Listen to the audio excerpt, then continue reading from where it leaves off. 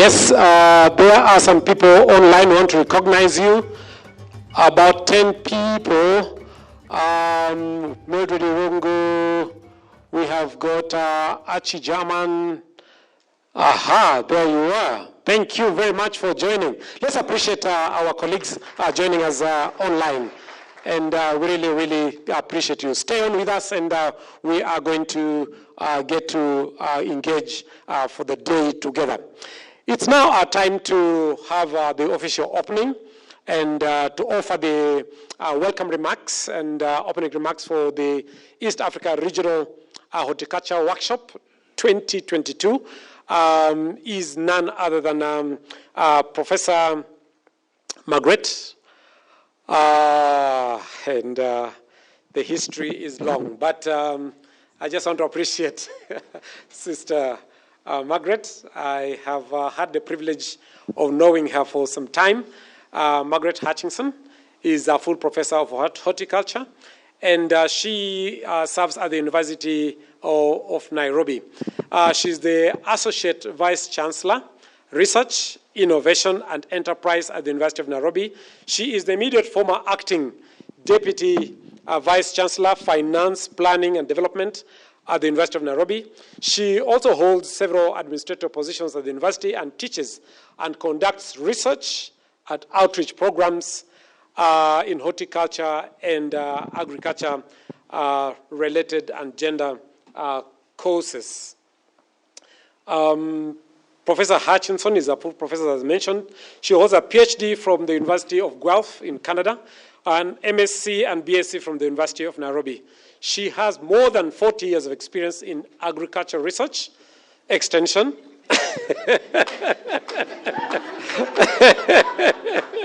innovation and technology transfer. She has published widely and supervised many masters and PhD students to completion. She did not leave them on the way. You know, we say all but PhD.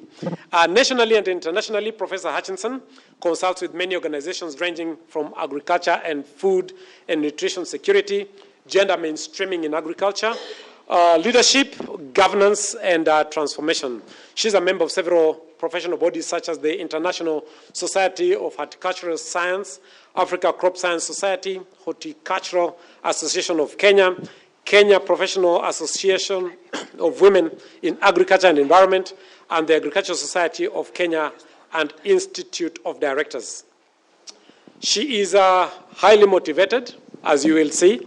She's very driven, results-oriented person who is passionate and very passionate about economic, social, spiritual, and social transformation of our communities. Welcome, Professor Margaret. Let's put our hands together to welcome Professor Margaret Hutchinson. Thank you so much, James. As you were reading, I was wondering, is that really the little girl from the village where there is no road? It must be Professor Mbuko who has done all those things. So, oh my goodness, you made me sweat. So for the Wambogo and all the other prayer warriors, please pray for me as I deliver this speech. I want to sincerely acknowledge Erin McGuire, the Associate Director, FEED, the Future Horticulture Innovation Lab, and her colleague, Elizabeth Mitcham, whom we've worked with over the years. Allow me to acknowledge Dr. David Ameyo, the CEO of ICD. Allow me to appreciate the team that has put this workshop together from the University of Nairobi and many other institutions across the East African region. I want to acknowledge all the stakeholders in the horticulture sector who are here today, both present physically and also those who are following us online. Those who are online, you are really missing the beautiful Karen, Nairobi. And so good morning and good night to Erin, who is following us, and other faraway participants, and a very warm welcome. An official welcome to the country of Kenya, to Nairobi, and to this great gathering of the horticulture stakeholders. I note that each one of us is gathered here and online Each one of us has a stake in this sector. And as you have heard, we've been in these trenches for over 40 years, some of us, because horticulture defines our livelihoods, our careers, our interests, our passion. And I'm hoping one of the innovations that have been challenging is that we get a passionometer, because when you see the lucicates of this world coming this early, then you know we are passionate about transforming the horticulture sector in the region. And so we have partners from different countries, and I think in Ethiopia and Kenya, where we have a rich concentration of talent in athletics, we always say, if you want to go very fast, go alone. If you want to go very far, work with others. And so we appreciate the partnerships that are actually involved in this gathering of serious stakeholders in the horticulture sector. You know, I was really impressed about the workshop theme, that we are looking at assessing the on-the-ground challenges and opportunities for innovative ideas and technologies that constrain or contribute to practical and academic horticulture pursuits. For me, this is a very timely convening for us as stakeholders in the East African region, because you see there is a paradox, not just in horticulture alone, but also in agriculture. You know, when we started in the 80s, some of us, and I think if we were to put a concentration, if we were to take stock of how many each one of us has been in this space, we would be amazed at the hours, the years we have put in. And so I see a paradox from where I sit, where in different countries, we have more policies now. In more matters, I think I will bear a little bit on the Kenyan space. Because before we said we didn't have a policy framework. Now we do. We thought there were those cross-cutting issues that we were not bearing in mind. Now we do. And yet, there's still a challenge in terms of policy implementation, in terms of us seeing the real results of policy intervention in our countries. We have more qualified personnel. The graduates from the local and the international universities who are now manning the sector, whether you are in the research institution in Cairo or you are at the universities. Yet, the rural East Africa is yet to feel our presence in their way of life. And the academia is challenged on a continuous basis to train ready-to-perform graduates. Then we churn them out through graduation ceremonies and they go to the villages. And I'm not sure, but judging from my mother who never saw the inside of a classroom, she will only say, I have very learned children, but they have no clue because our impact is yet to be felt fully.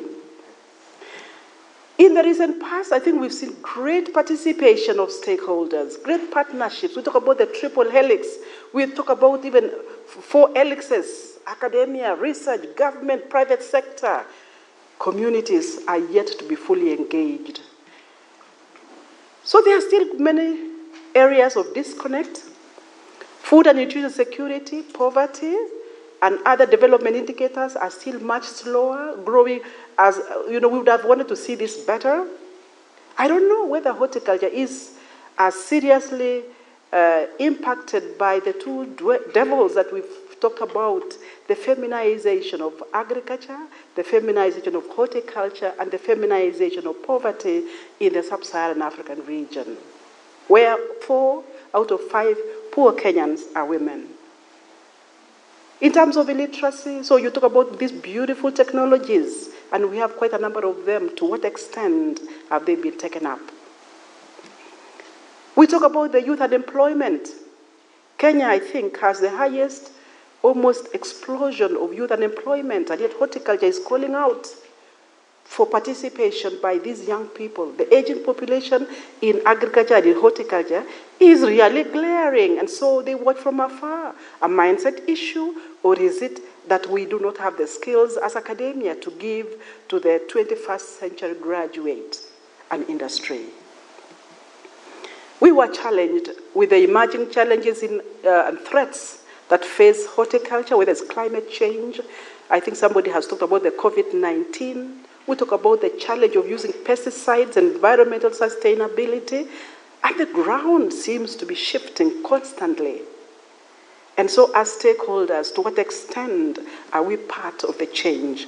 To what extent are we compliant and supportive of the change that must happen? Are we part of the change agents, or are we going to be the generation that did not adapt? And I'm happy that we are convening exactly for that purpose. And I note also that now we have more funding, more partner support. Millions of dollars have actually been pumped into this sector. So the impact, the jury is still out there from where I see. I remember in the early 80s,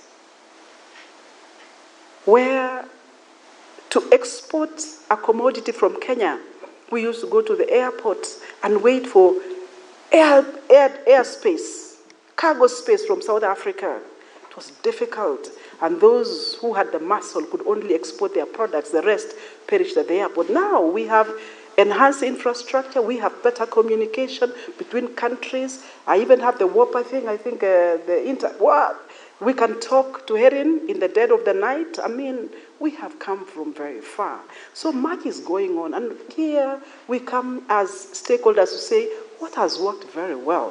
What are some of the challenges that still face us? How can we take opportunities that face us, that are available to us, and move to the next level? So we've come to also appreciate the role that horticulture plays, and I think Erin gave us quite a bit of that, so I will jump that. But in Kenya, income from horticultural export rose from 136.7 billion in 2020 to 145 billion in 2021, despite the COVID-19 pandemic. Is that a sign of resilience? Is that a sign that we could actually get more? So in summary, there are systemic challenges that we must address comprehensively. The issue of sustainable and inclusive interventions are yet to provide lasting solutions and approaches within the horticulture sector. So the gist of the current workshop is then, in my opinion, designed to take stock of how the sector is performing in the East African region and in other regions too, as articulated by Erin. And taking a systemic approach for me is great, because then we need to celebrate the strengths, see what is working across the different countries, seek ways of addressing the myriad of weaknesses and threats, while designing creative ways to exploit or take advantage of the many and vast opportunities that present themselves. So it's not another rewrite of the Book of Lamentations, but we are here to sing a great story of how far we have come, and yet many miles we plan to go together. So we see what is going on, and I appreciate the sharing between Ethiopia, Kenya, Uganda, and other East African countries where applicable, that together we can move as a movement of great performance within the horticulture sector. My feel is that the full potential of the horticulture sector in East Africa is yet to be realized because of the many challenges which I hope you will articulate during these 3 days of workshop. All the way as you do the value chain approach, from the inputs to the production technologies, to the access to markets, to the value addition, to the consumption patterns. And hopefully maybe in the near future we can also try to challenge ourselves and say, to what extent then can we incorporate the missing leg in horticulture, that's floriculture. Because you see, in many countries now, after the inclusive conversations we are talking about, access to food security definition by World Food Program actually articulates that we can talk about physical access, we can talk about economic access, and also the social access. So we do not know whether that's the golden bullet that we are missing out, but we do not know. But maybe in the future we can start to think of how we can improve on our discussions around horticulture value chains and not leave one behind, because all of them are held together at the hip joint. So the poor linkages between actors in the sector continues to be a big challenge, and I think we just finished at the University of Nairobi the Nairobi Innovation Week that we hold annually, and the private sector challenged us and said, so you have a wall around the university, then there is a market in the middle of the city center. Then where industries occur is very far away. So the physical barrier, nobody can just walk to the university because they think it's an ivory tower. I mean, how? And yet, when you look at our developmental blueprints, we talk about citizenry participation.